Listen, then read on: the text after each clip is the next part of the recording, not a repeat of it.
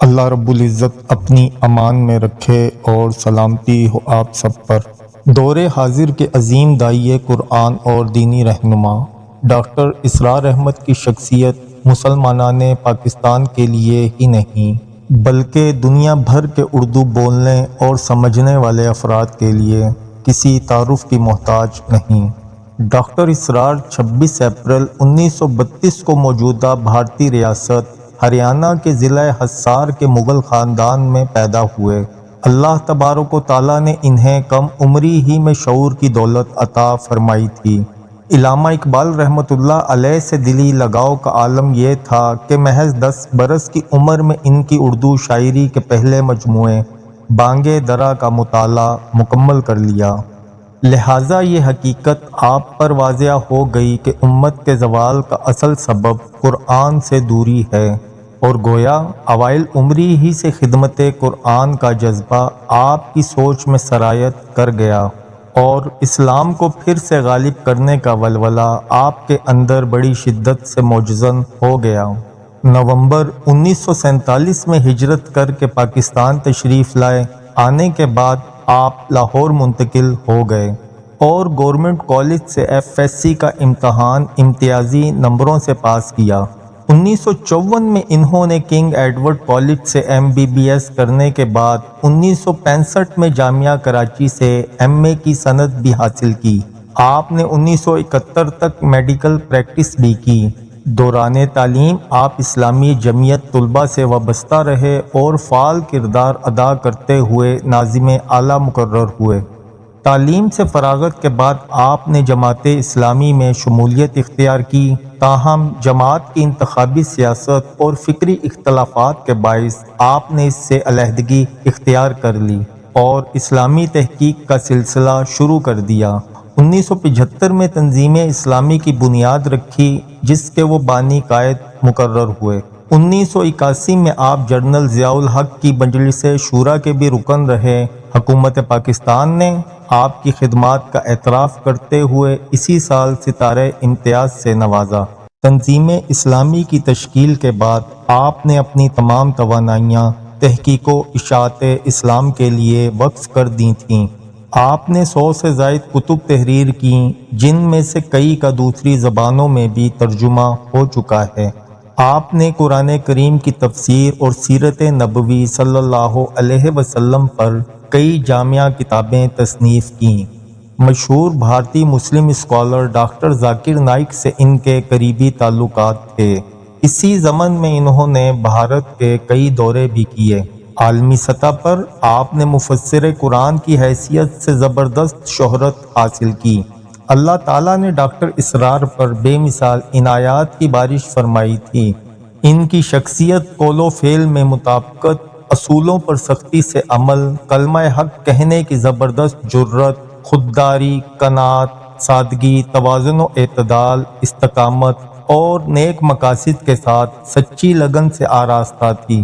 زندگی کی آخری سانسوں تک اللہ کی کتاب کی تبلیغ اور اللہ کے دین کے غلبے کی جدوجہد، یہ ایک بہت بڑی سعادت ہے جو آپ کے حصے میں آئی۔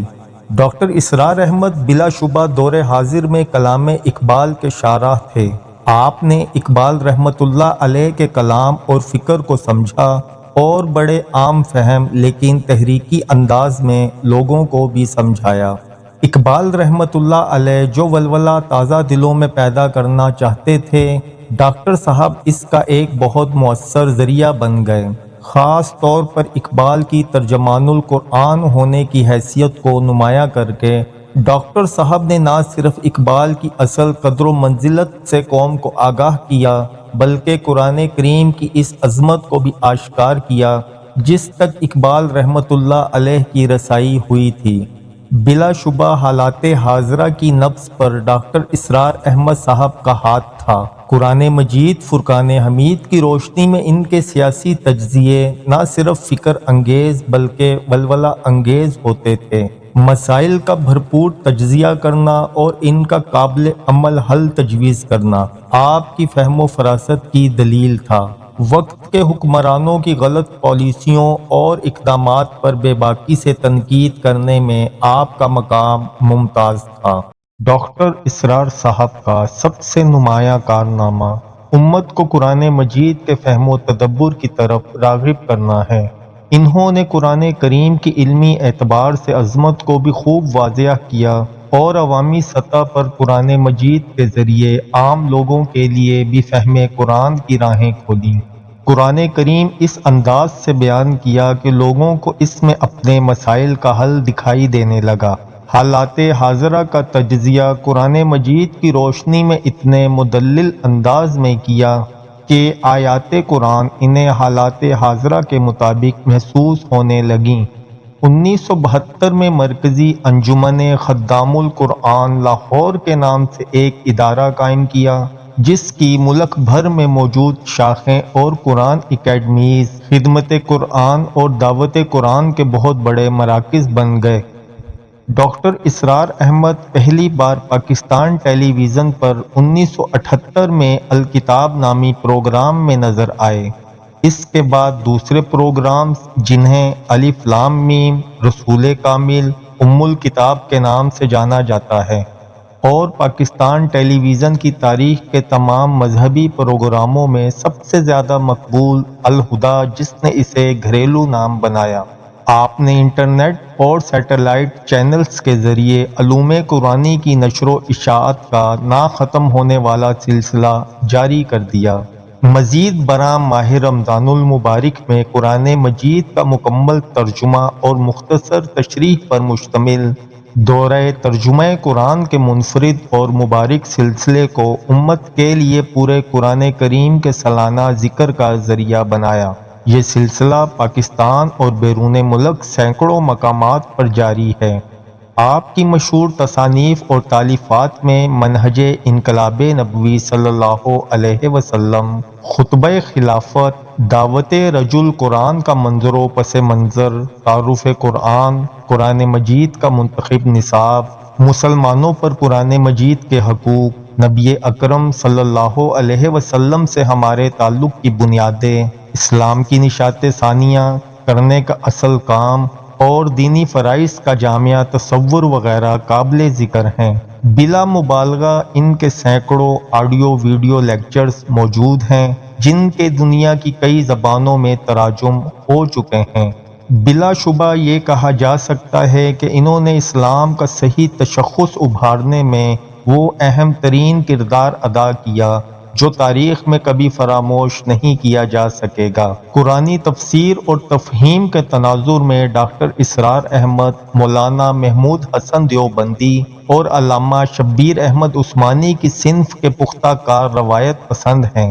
اس کے باوجود وہ علامہ اقبال اور ڈاکٹر محمد رفیع الدین کے شاگرد ہونے کے ساتھ ساتھ سائنس اور طب میں اپنے پس منظر کی وجہ سے قرآنی تعلیمات کو سائنس اور روشن خیالی سے پیش کرتے ہیں۔ قرآن میں گہرائی سے غور و فکر کے اصولوں کے بارے میں انہوں نے بنیادی طور پر مولانا حمید الدین فراہی اور مولانا امیت احسن اصلاحی کی فکر کی پیروی کی ہے، حالانکہ یہاں بھی انہوں نے ان کے استدلال کو مزید ترقی دی ہے۔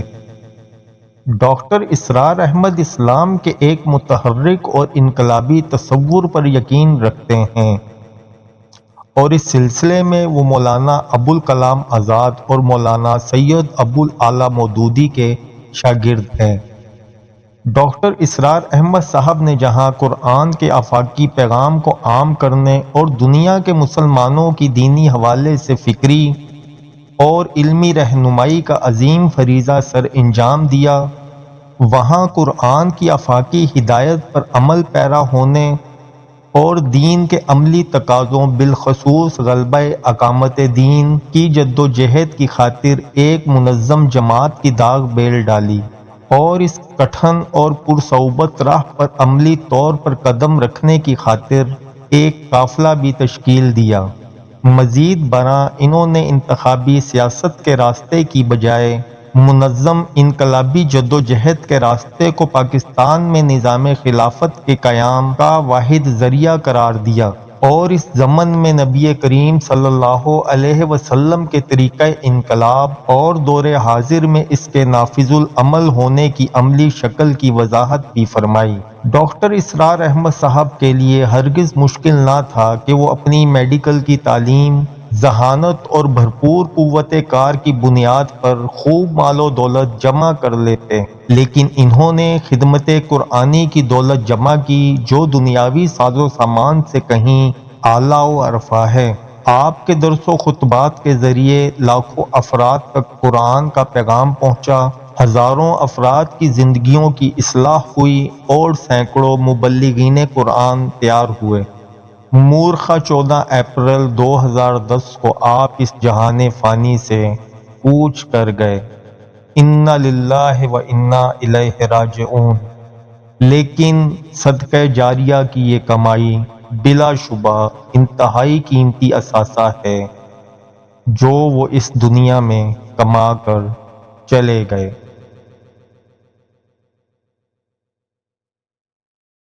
تو محترم میرے دوستو، اگر آپ کو یہ ویڈیو اچھی لگی ہو تو چینل کو سبسکرائب اور ویڈیو کو لائک کر دیجئے۔ السلام علیکم۔